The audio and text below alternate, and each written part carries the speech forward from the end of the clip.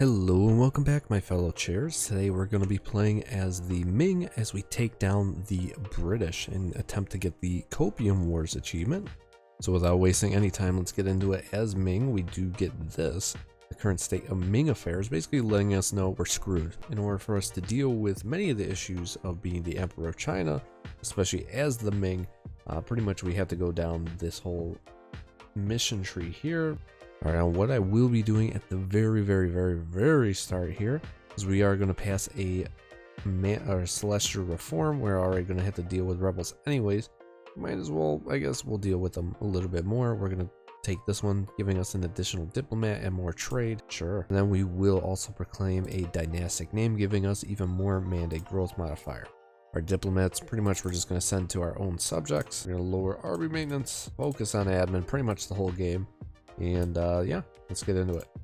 One thing that we absolutely have to deal with as Ming are these dirty eunuchs. If you guys don't know, throughout Chinese history, pretty much they were the administrators and kind of the ones pulling the strings behind the emperor. So we really got to nerf these guys down. Also, a nice thing about being the Emperor of China and just playing as Ming in general, you can actually afford advisors at the start. Now let's see, eunuchs of the Munich Empire, or eunuchs of the Ming Empire.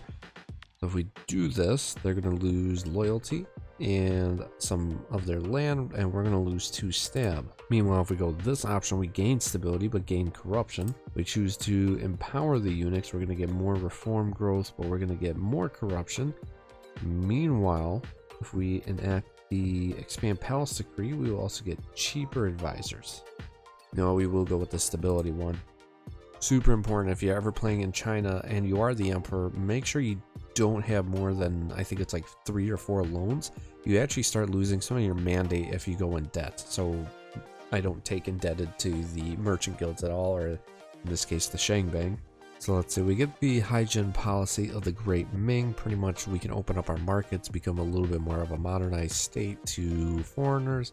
Otherwise we can become more isolationist. This affects this mission here. I mean, honestly, the great markets of China till the end of the game, the top option is the better one to repeal this policy, because you're going to get trade efficiency and that institution spread is super nice. You know, that bottom one, I mean, the governing cost is good and so is the providential trade power, but I really like the institution spread. So we're going to go towards a policy of repealing this.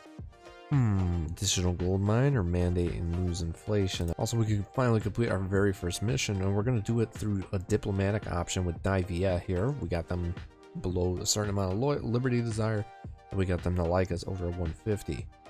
This is going to give us an additional 10 mandate. Add Divia as a historical friend. It's going to actually help them out, giving them some crownlands.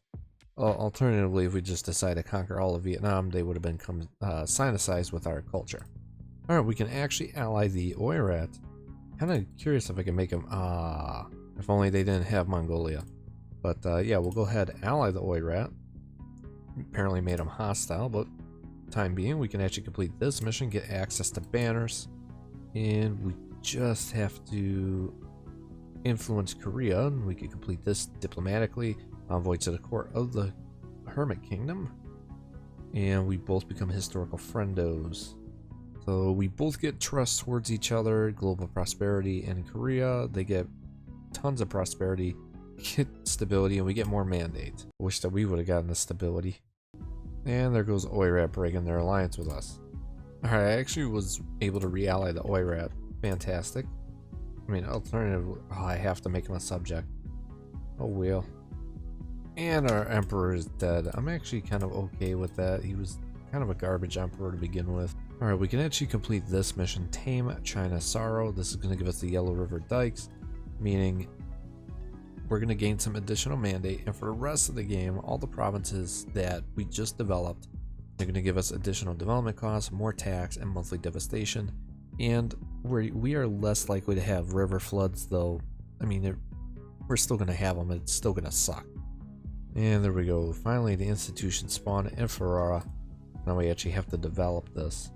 Tier 2 government time, we are going to be going with compromise with the nobility for the yearly meritocracy. That's going to help us out a lot with keeping our mandate up. The higher your meritocracy, it does affect your mandate. Also, our truce with the Oirat is up. Kind of thinking about attacking these guys. I do want to wait until our royal marriage is over though. First idea group time, we are going to be opening up with exploration ideas. Alright, we did improve relations with Lhasa and sent them some money, and now they're going to be in a tributary status with us. Oh, never mind, they rejected us, so we can actually subjugate them, which we probably are going to end up doing. Also, we could be one of the first nations that actually get quests for New World. Let's do that. Alright, let's go ahead, go to war with Sang and Guj.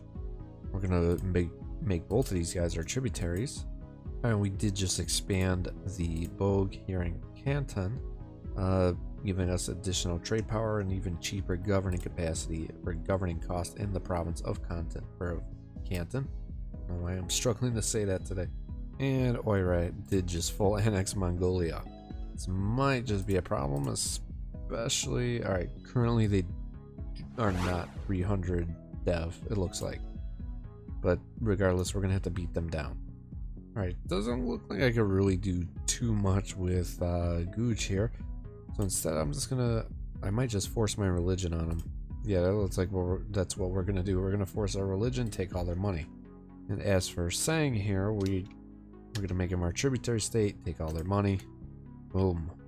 Alright, so we are going to go with the cornerstone of the empire here, which we completed by kind of caving a little bit more into the eunuchs. I kind of realized it's going to be really difficult for me in order to revoke a lot of the privileges of the eunuchs, so actually we're going to be giving them a little bit more power here, and we're going to get a little bit more corruption. Alright, it's time to finally pass another celestial reform. I'm thinking probably going to go with the civil registration, though there's one I have to do. Alright, we are going to make a quick pit stop in the Oirat really fast here. None of their allies would join, or at least none of the important ones would. So, yeah. Oh, I didn't notice that we actually had some of these modifiers here. We have inefficient governance and administrative overextension, which, I mean, if I pass this here, that's going to get rid of at least 5 autonomy in there. We get a guaranteed plus 25 autonomy in all of our provinces, so it's going to be 20. We're going to lose 2 stab. Do that. Yep, down to 20. Alright, so in this first war, because we do have to get the Oirat to be pretty significantly weakened under 75 development, I'm going to make him release out this nation here of Chahar, and we're going to make him give a couple provinces back to Chagatai. And we are going to establish a new tributary up here in Chahar. And Oirat's up there down to 170. Gonna try and knock them down a bit more. Alright, let's begin our colonization of Taiwan. And now we can pass the New World Expedition Celestial Reform, which just gives us a additional colonist. So now we're gonna have 2 colonists just because we have exploration ideas and 50 light ships. Alright, finally we can embrace the Renaissance. Nice. Very good. And if we play our cards right, we can actually be the ones that spawn printing press, technically. If we can get down to this mission, we're like super fast. Oh, it looks like Chagatai and Uzbek are actually helping me reduce down the size of the Oirat here. Alright, so far we're down to a minimum autonomy of plus 10. We're getting there. Almost completely gotten rid of the administrative overextension. Our truce with Oirat is over. Chagatai really took a huge bite out of them. And that leaves Oirat at 98 dev. So of course we will be attacking them. We're going to take some land for ourselves and also make them into a tributary state. Alright, so Ryugur is going to go right back to being our tributary. This might plunge us into war with Chagatai. No, never mind. Alright, I actually didn't realize this was not a tributary, enforced tributary status war, so we're just going to take away some land from these guys.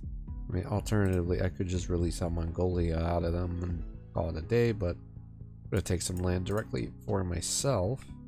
Finally, one of our colonies in Taiwan are done, meaning we can finally start colonizing out this way. And finally, we completely got rid of the overextended administration. No more having to worry about autonomy. Alright, second idea group time. I'm thinking either offensive or quality. Quality would be good just because it would help out our boats along with our army, and plus extra discipline's always nice. However, offensive would also be good because we already get land leader fire in our ideas, in our Ming ideas. So I mean, an additional +1 land leader fire would also be nice, plus the discipline. However, I'm leaning towards taking quality ideas, or I could alternatively take economic ideas that would help us out with our inflation that we are kind of ramping up a bit on. But I think for right now we're gonna just do quality. Alright, Juice with Oirat is up. Immediately gonna go ahead, attack these guys again, this time with the forced tributary state. Okay, time to make the Oirat into our tributary. We're gonna take a little bit more again from the Oirat, lower their dev, make ourselves, I guess, a little bit stronger here. And we can finally complete this mission where we could get either a really good general, yearly army professionalism, or more mandate. I guess I'll go with the better general. Finally, we can also complete this mission diplomatically, and we get forced tributary state. Ashikaga. No, actually, Ashikaga will willingly become our tributary state. That is amazing. Ooh, translations of the classics. Obviously, we're going to go with this top one for the cheaper idea cost. We could also complete this mission after making the Great Wall tier 2. Alright, all we have to do here is any ally total development at least 200 in India or Persia. Tons of trust, opinion with us, and we have to have at least 135 development amongst all of our silk producing provinces. Alright, let's look. Who has 200 dev? Vijayanagar, Bamanas, Jaunpur, Bengal. I kind of want to ally Orissa, but they're not anywhere near 200 dev. And we'll just ally. Yeah, we'll ally Orissa. It's gonna take us a while anyways to get trust and opinion with them anyways. Finally, tier 3 government reform. We're gonna go with examination system. It's gonna lower the influence over nobility and give us additional advisors. Alright, we get the Eastern Western bureaus. So we get mandate growth, yearly meritocracy from completing this mission. And with Beijing, we just have to have a temple, workshop, marketplace, and the city just has to be size 35. And we get a really good fort here for the rest of the game. And if we have a manufacturer, we get Imperial Granary, giving us local goods produced +2 in this one province. We just have to actually dev this up. Oh, I also forgot I need a barracks. Alright, we'll build a farm estate here. I do want that additional +2 local goods produced here. One thing I will say that I do love about playing as China, even though I don't really like playing like really powerful nations at the start of the game, just the amount of money that I'm making right now is just absurd. It just, you know, we're just barely in the 1500 right now. Alright, let's pass our next celestial reform here. I think we're going to go with the new Keju format. Additional mandate growth, reform, progress growth, very nice stuff. Okay, we can finally complete this mission. We get Grand Canals of China. So now our ruler is a great engineer, and every province with a canal will gain 1 production, and its workshop building will be upgraded to a counting house. So all these provinces right here, these are about to become counting houses, which aren't available until Admin Tech 24, which is really disgusting. Ooh, hi Manchu. Oh, I am not a fan of that.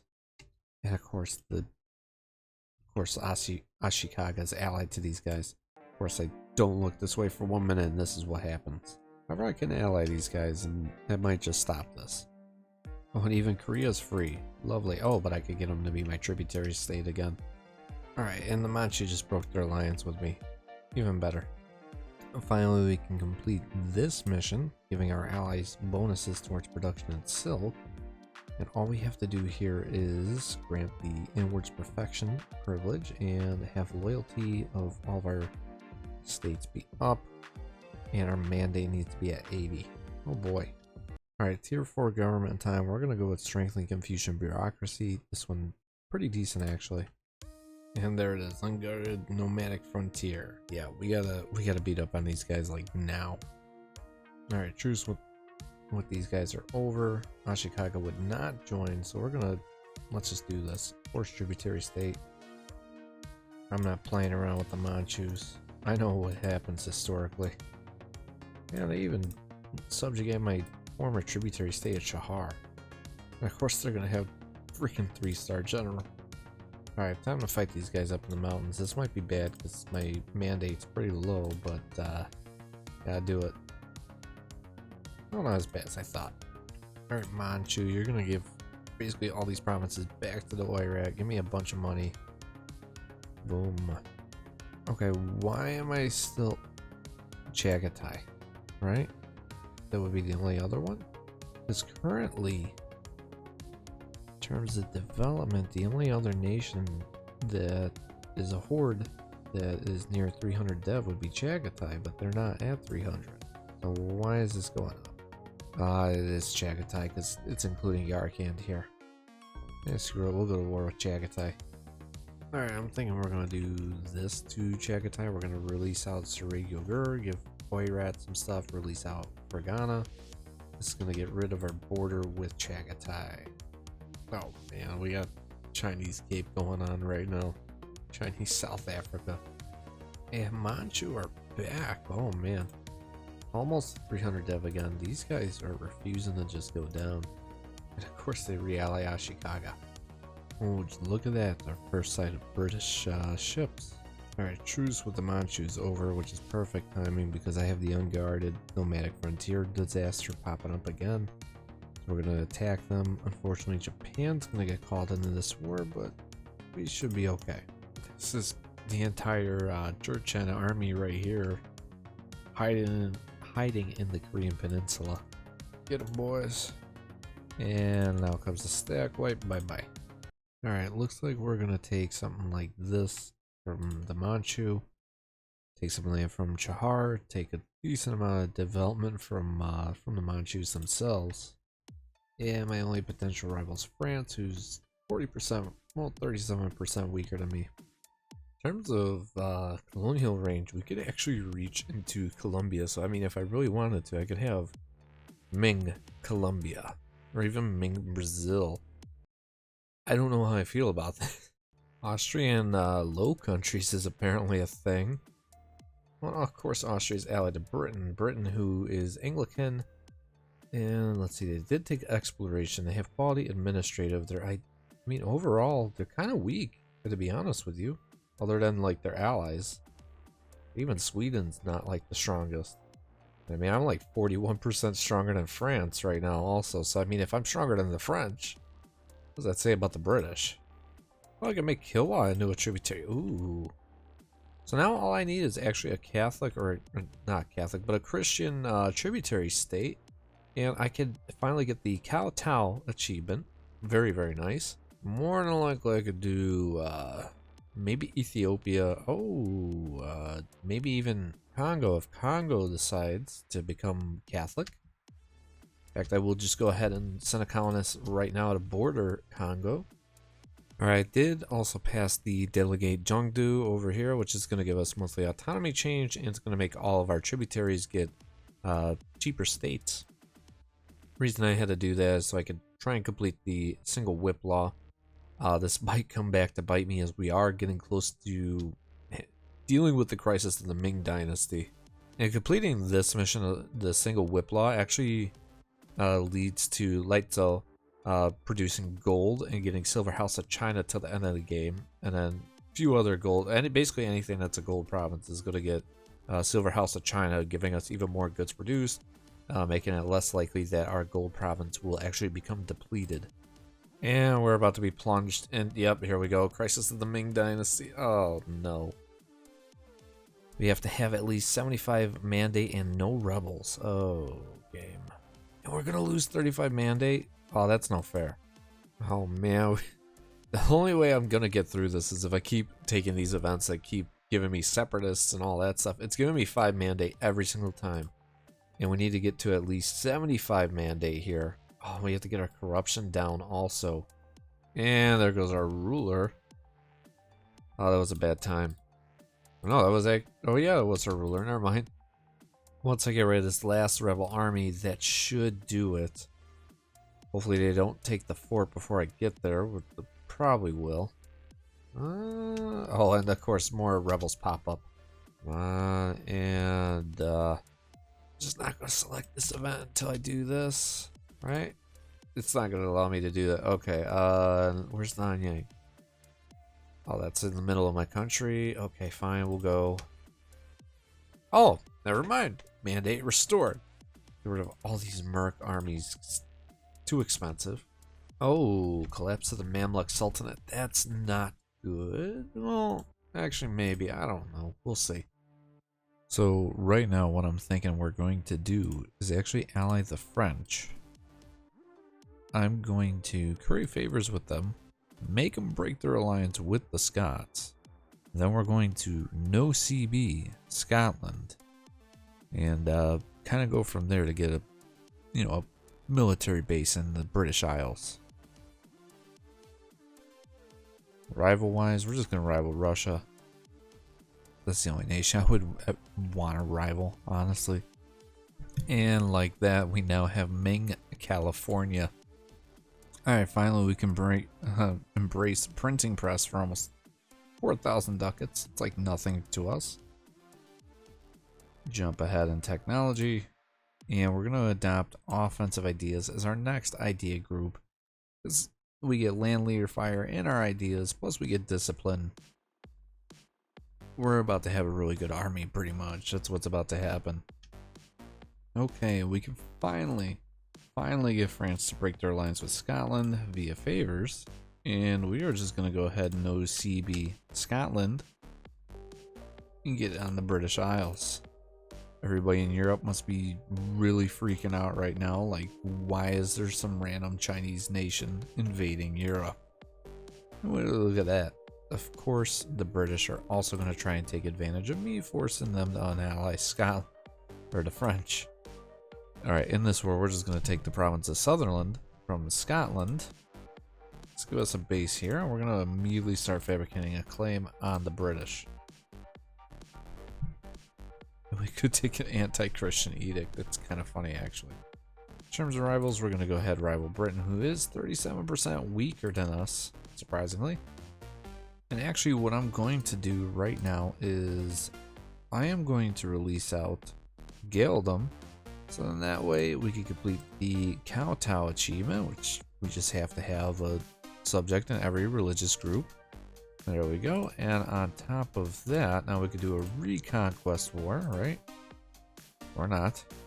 Probably will be once England's done invading Scotland, because Gaeldom only has a core right here.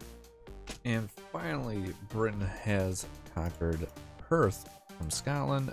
Now we're going to do a reconquest war. Oh man, this is going to be so freaking close. Oh, thank goodness. Yeah, our guys are just better in discipline, but the morale difference is horrible. I didn't realize Ethiopia is actually under a PU with Portugal. That's disgusting. What the? Oh man, France is just getting absolutely demolished by Austria. They should be able to actually get Austria out of here. Alright, we got Austria out of here by giving up some of French land. I'm okay with that. Now it's just us versus Portugal, Holland, and Britain. Alright, Portugal, let's get you out of here. We're going to make you break your alliance with Britain. All your money. Thank you very much. And we have officially taken London. We're going to try and save our Scottish land up here. Probably not happening. Alright, let's get Holland out of this war. Again, make them break their alliance with Britain. Don't need them here anymore. Alright, this war with Britain. First thing that we have to do is we're going to make them break their alliance with Austria. I refuse to deal with that type of that Austria again. And then next, we're gonna take all these provinces for ourselves. I know we did a reconquest war, but Gaeldom does not need all this stuff. I'll keep this going. I'll see how much land we could actually take out of this war. Alright, and it looks like we're actually gonna be able to take essentially 100% peace deal here. I'm not going to take the island of Man this time around, but I will take Ulster, so that way we have a good crossing into Ireland. Yeah, this is going to tick off quite a few nations, but I'm okay with that. Oh, you love to see it. Ming, Britain, in the Protestant League Wars finally starting to happen with Protestant League and Catholic League stuff happening. I mean, if I move my capital into Europe, Ming could definitely be part of this. I think it also helps. Well, I mean, actually, a decent amount of this land pretty well developed. I honestly thought it wasn't that developed, but I mean, as we get down here into core Britain or core England, it's gonna be rough. We're gonna need a lot of absolutism just to deal with them. And we finished up offensive ideas. Yeah, we could take the horse artillery for an additional 10% artillery combat ability, and now we have 125% discipline. We are going to go ahead, start annexing our boy Gaeldom. Just these two provinces, putting them almost 50 dev. Nice. And we got ourselves another colony in Ming Cascadia, another self-governing colony so they could expand quickly. And we also have a gold mine in their capital. Alright, we are also going to go ahead and start harmonizing with the Christian group. Makes sense since we're expanding into it, right? Oh, we can finally see all of Europe, and it's absolutely disgusting. Especially that Austria. And Ming has Britain has announced me as a rival, not Ming. I'm Ming. Oh, I didn't realize it because I just highlighted Austria, but Ming, California, Ming Cascadia are officially part of the War of the Protestant League in 1590. That started in 1592. That's right, ladies and gentlemen.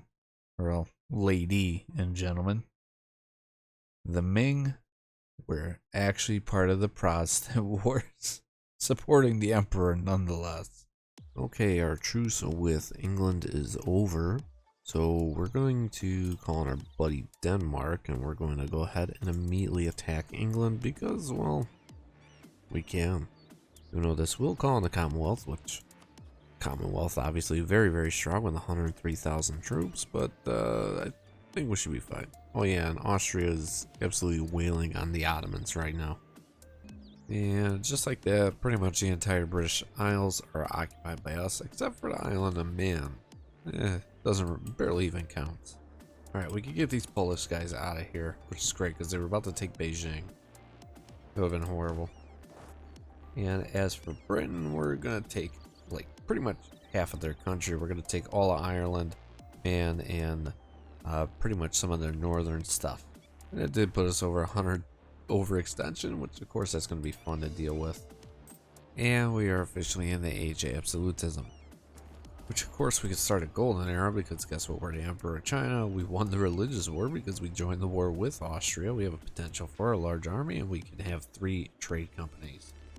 We can have up to 45 absolutism. We're going to raise this up, especially since we're going to get rid of a lot of this, like this Eastern bureaucracy. We don't need this no more. Patronage of the arts, we don't need this. Basically revoking all the privileges from my estate. Now we can have up to 85. Alright, 5th idea group time. We're going to go with diplomatic ideas because I want the cheaper province war score cost.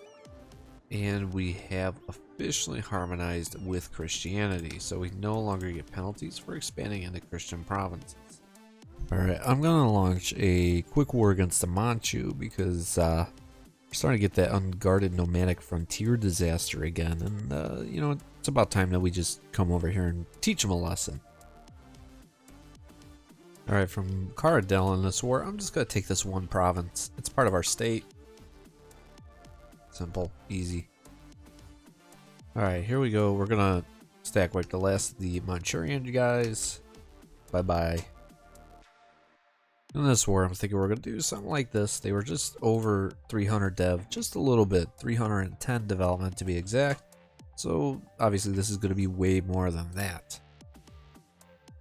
That should keep the Manchu at bay, at least for now. Meanwhile, we are going to get Austria to break their alliance with Britain.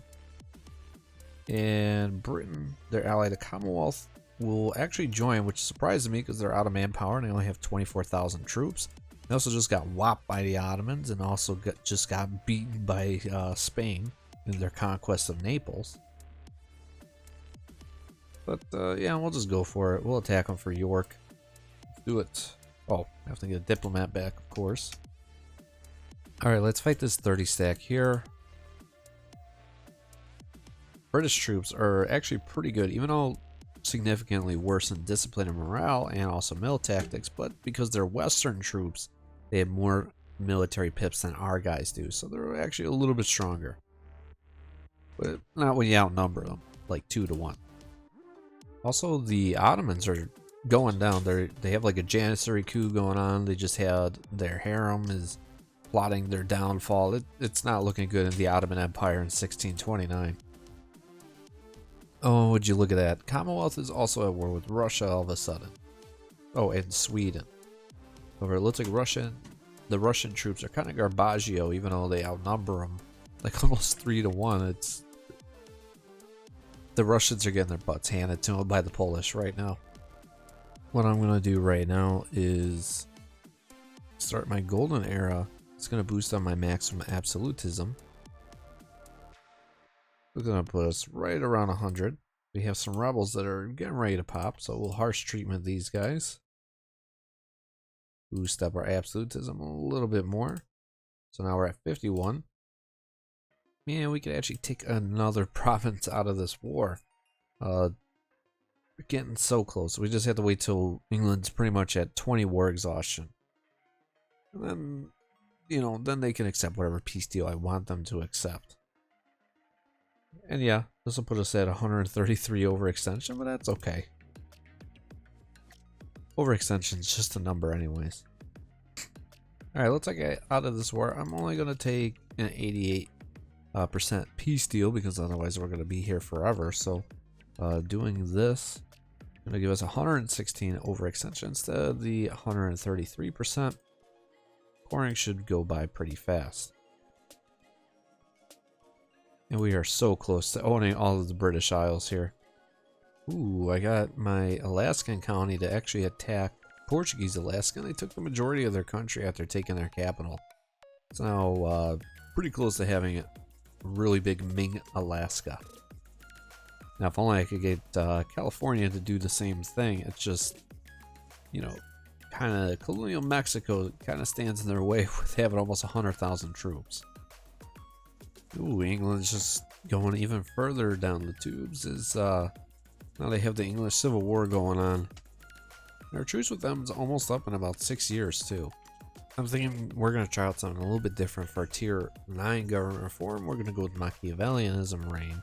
It's going to give us more absolutism, and we're going to take less stability when we declare war, meaning, that's right, we might truce break the British depending on how much land we take in this next war. Truce with Britain's up again. Let's go ahead, attack these guys. Falling in Commonwealth yet again, but they're not going to do anything because they can't even get over here. What'd you look at that? I could actually call on Austria to help me out against Poland this war. I'm thinking, yeah. Again, for sure, let's do this. Here's the entire British army, all 65,000 of them. We're going to fight them, stack wipe these boys. Oh, and look at that. England actually was able to get their entire army onto their ships, it looks like. Oh, never mind. They moved. Alright, and we could actually get the Commonwealth out of here. Austria really beat their butt down. Okay, England would finally accept this peace deal, pretty much taking everything except for London, because London's a little bit too expensive. And we're going to core all this stuff up, and guess what? We're going to immediately attack them for London. Alright, boys, and what we're going to do now is we're just going to truce break England. We just have to take London, as opposed to waiting however many years? 10 years? Really don't want to wait 10 years for this, especially when England has no troops now, so yeah, let's just do it. I assumed, you know, London would be England's or Great Britain's capital. However, they've completely migrated over to Australia now, of all places. Alright, we can officially take London, the very last province that we need for the entire British Isles. We're going to get the Copium Wars achievement. There we go. So we finally got the Copium Wars achievement. Starting and playing as Ming, own the entire Britain region. And we got Kowtow as Ming, have a subject from each religion group. So that's where I'm going to call it for today's video, as we got both of our goals for today. Hope you guys really enjoyed this video, and hope you guys like and subscribe. And I will see you guys in the next one. Chairman out.